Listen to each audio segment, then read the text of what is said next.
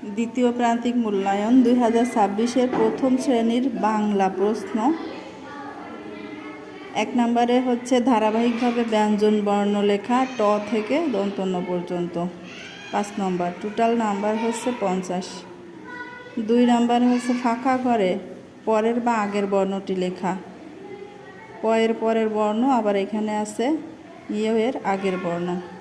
3 নম্বরে আছে ফাঁকা ঘরে কার চিহ্ন বসিয়ে শব্দ তৈরি।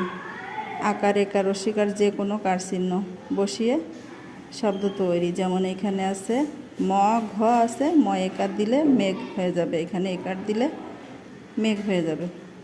4 নম্বরে আছে এলোমেলো বর্ণ সাজিয়ে শব্দ তৈরি। ম আগে আছে আর ডয়রস্বীকার পরে আছে, এইটা ওই পাশে দিলে ডয়রস্বীকার ম ডিম হবে। এরকম এলোমেলো শব্দগুলো সাজিয়ে পূর্ণ অর্থবোধক শব্দ তৈরি করতে হবে। 5 নম্বরে আছে ছবি দেখে শব্দ লেখা।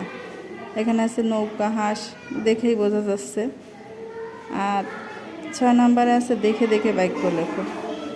আমি ফুল তুলি আর হাত দৌ খাওয়ার আগে। এই হলো প্রথম শ্রেণীর বাংলা প্রশ্ন। দ্বিতীয় প্রান্তিক মূল্যায়ন 2026-এর দ্বিতীয় শ্রেণীর বাংলা প্রশ্ন। 1 নম্বরে আছে শব্দের অর্থ লিখতে হবে 5টি, 6টি দেওয়া আছে, অর্থাৎ একটি বেশি দেওয়া আছে। 2 নম্বরে আছে যুক্ত বর্ণ ভেঙে লেখো, 10 নম্বর। 3 নম্বরে আছে নিচের প্রশ্নগুলোর উত্তর লিখতে হবে, 5টি লিখতে হবে উত্তর। 4 নম্বর আছে খালি ঘরে সঠিক শব্দ বসিয়ে বাক্য তৈরি, তার মানে শূন্য স্থান 5টিতে 5। 5 নম্বর আছে কবির নাম সহ কাজের আনন্দ কবিতাটির 6 লাইন লিখো, 10 নম্বর। 6 নম্বর আছে তোমার প্রিয় ঋতু সম্পর্কে 5টি বাক্য লিখতে হবে, 5 নম্বর। আর সর্বশেষে আছে 7 নম্বরে নিচের বাক্যগুলোতে বিরাম চিহ্ন বসাও, এটা 5 নম্বর। বাক্য দেওয়া আছে, শেষে বিরাম চিহ্ন বসাতে হবে।